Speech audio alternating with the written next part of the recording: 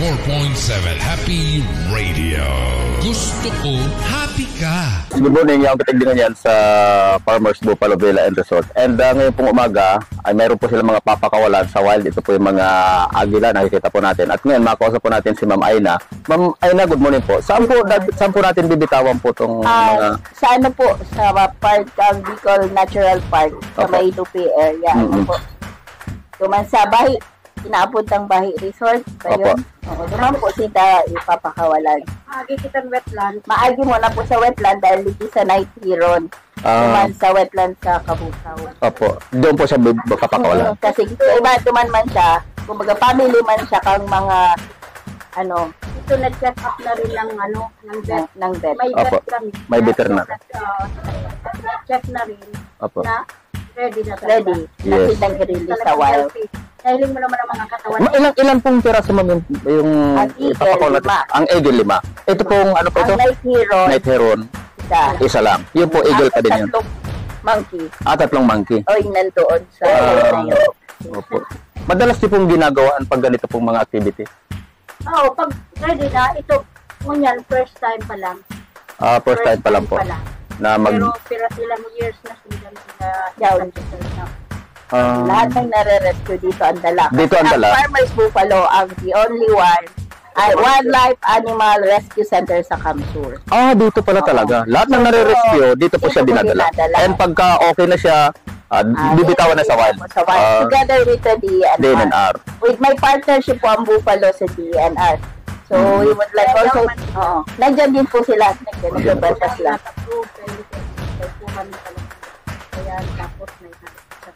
Yes po. May sariling vet po yan. So, may nag-check ang mga animals na yan. Once na nahihiling may medyo igwang, masyadong mabisipon or or merong nasugatan dyan sa loob ng Sine-check up po yan. May sariling vet din po ang para Actually po, salamat sa mga guests ng Farmers Buffalo. Sa inyo po galing yung kinakain nila. Galing po sa kanila. Opo.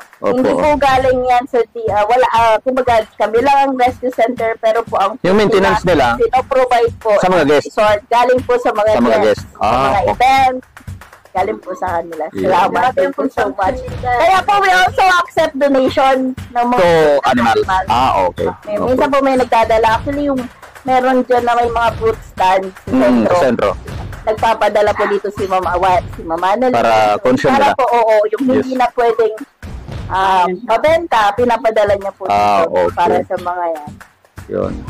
Di kasi tama-tama. Like ito, kinakain yan fresh na fish. Ito naman sa mga fresh na isda. Yung mga nagtitindang isda, binibigay sa atin ng mga baka. Opo. May question lang po ako mamaya na. Simula pong itong Farmers Buffalo, yun na po talagang activity na talagang gano'n na po yung ginagawa nito. Gano'n. 2017. Pa isa-isa lang. May inihahatid sa akin, ay ma'am, gusto mo pong alagaan ito kasi yes. Animal lover po talaga kayo. Okay, kaya naman pala talaga. Ito ng dalawa, ito ang mama. Tapos yun ang anak at saka si yung nakikita namin kaninang nagpalakad. Anak niya, yun pa yung nanay. Okay. Bali, yung mga nandito po is eagle, monkey, heron, snake. Wala po kang mga ako. Hindi kami nag-accept. Bakit po? Pero po, dati may wildcat. Kaso nung nagpagyo, siguro dahil siyempre malamig, maulan, bumigay yung katawan nila. Pero may plano rin accept to, pwede po kami mag-accept. Basta ipapadala nila. Pero po, chinecheck po kasi yan ng DNR. Once na may nagdala dito, inire-report po namin sa DNR. Pinupuntahan po dito. Okay. Tapos nasa listahan din nila yan na meron sinurrender dito na animals. Naka-register po. Pero hindi niyo pa na-experience mag-alaga ng snake po, ahas, sawa, or gumra. Wala pa. Takot po ba sa... The word ahas by itself. Yes, magandang umaga mga kahati. Andito tayo ngayon sa Farmers Buffalo Villa and Resort kung saan ay pakakawalan po ang mga eagle at ilan pa pong mga wild animal sa Bahi, Sipokot, Camarines Sur. Ngayon po ay paalis na kami at kanina nakausap na natin si Ma'am Nieva kung saan po siya po ang may-ari ng Farmers Buffalo Villa and Resort.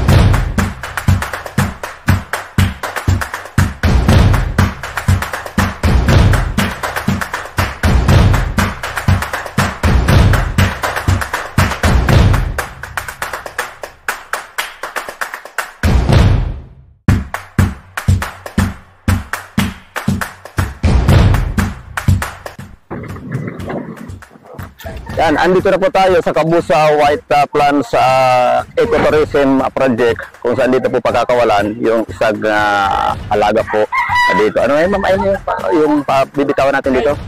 Night Heron. Yan, dito kasama pa rin natin si Ma'am Aina at nandito kanina si Doc kasama natin at yung mga representative ng DNR. Yan, nandito sila lahat.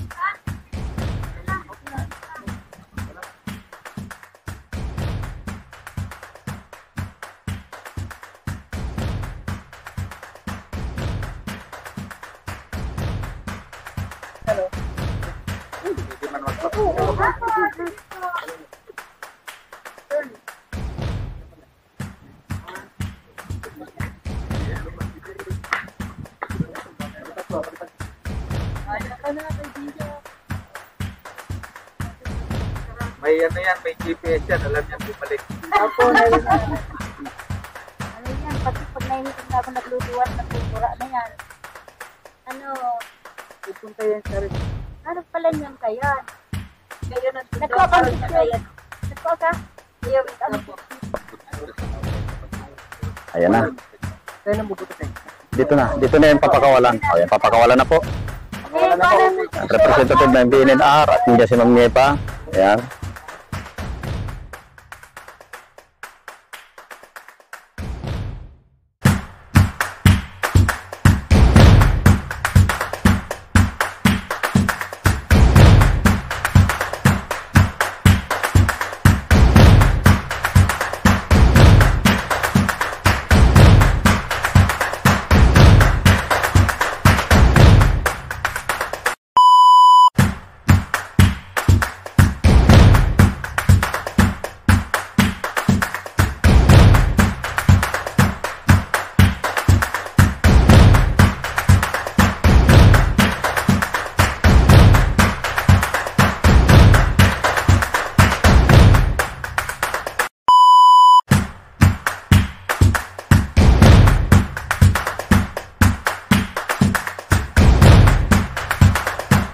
Yan, papunta na tayo sa Bicol National Park. Pagkatapos natin dito sa bayan ng Cabusao ay ano naman tayo sa Bicol National Park. Papakawalan naman yun yung 5 na eagle and yung monkey.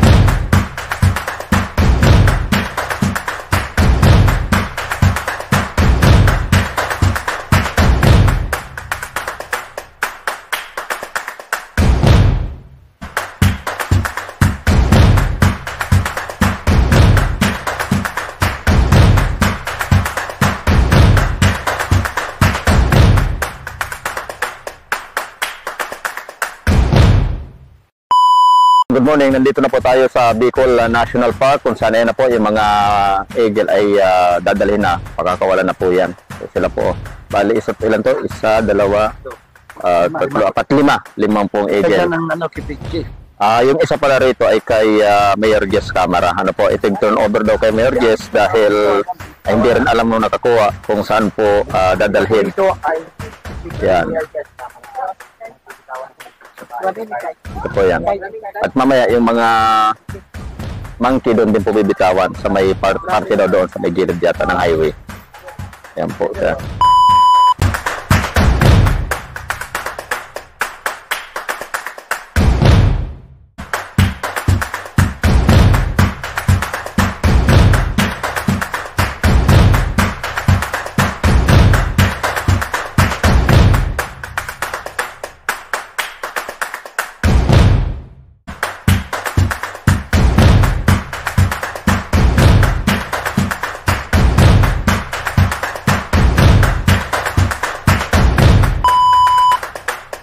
Yung mga bato niya parang buhay na buhay pa talaga siya. Ang daming malalaking kahoy pa. So, pero nandito ro yung mother tree entire Bicol region. Kaya minsan pupuntahan natin yung mother tree dito. Sabi kanina nasa almost 2 kilometers from the highway yung mother tree sinasabi nila. Ayan. Mapansin nyo, may mga malalaking kahoy dito. Ayan.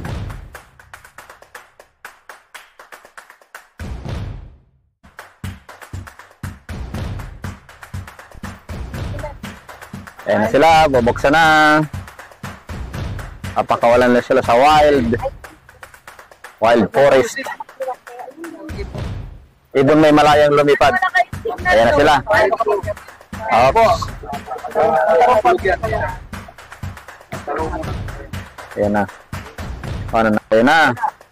Up. In 1, 2, 3. Malaya na kayo. Ayan. Halos ayaw pa nilang lumabas. Ayan. Yan. O, yun. Yan sila. Ayan na sila. Oy, magkatabi na yung dalawa, o. Yan, dyan sila. Ayan, mga Philippine eagle. Ayan na. Okay. Ayan na. Eagle po napakawalan dito. Ilan mo po yung ilan na po? Marami na rin po. Maluwag to. Ilang hektarya to. GPS. Tapos na po natin mapakawalan yung 5 na eagles and yung naman, yung monkey naman. At doon daw sa part na yun, papakawalan. Yan. At kasama pa rin natin yung representative ng DNNR, si Ma'am Nieva. At halos 5 taon din pala inalagaan yung Philippine Eagle na yun. Ano po? Yan. Yan yung mga kasama natin. Yung isa si Sir, representative ng DNNR.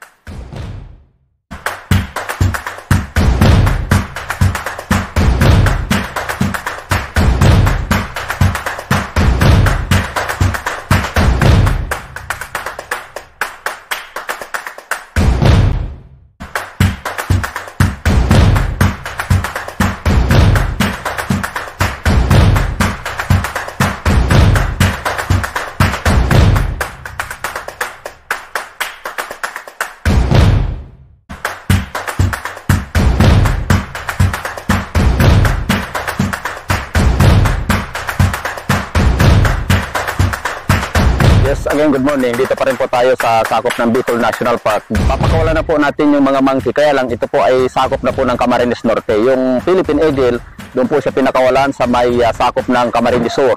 Kasi ang Bicol National Park pala, ito po ay nahati sa Camarines Norte and Camarines Sur. Ayun na po yung monkey. Papakawalan na. Dito, ayan. At tatlo yan. Tatlo pong monkey yung pakakawalan. Ayan, ito na. Okay, binubuksan pa. At ang mga monkey po na ito ay pakakawalan to sa halos nasa 5,466 hectare na land area ng Bicol National Park. Yan. Camsur and Camarines Norte. Hanyo, Hanya, and Hako. Yung mga kamukha mo. Yes. Kamukha. Kamukha niya to.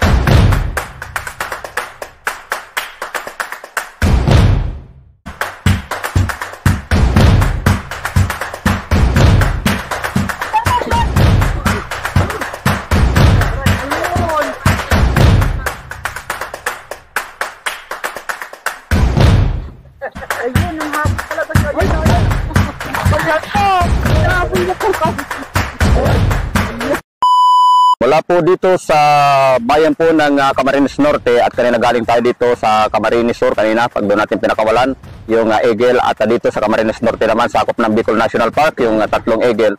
Ako po si Jonathan Dondonilla para sa 9.7 Happy Radio. Gusto ko, happy ka.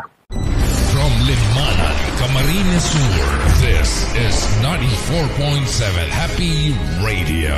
Gusto ko, happy ka.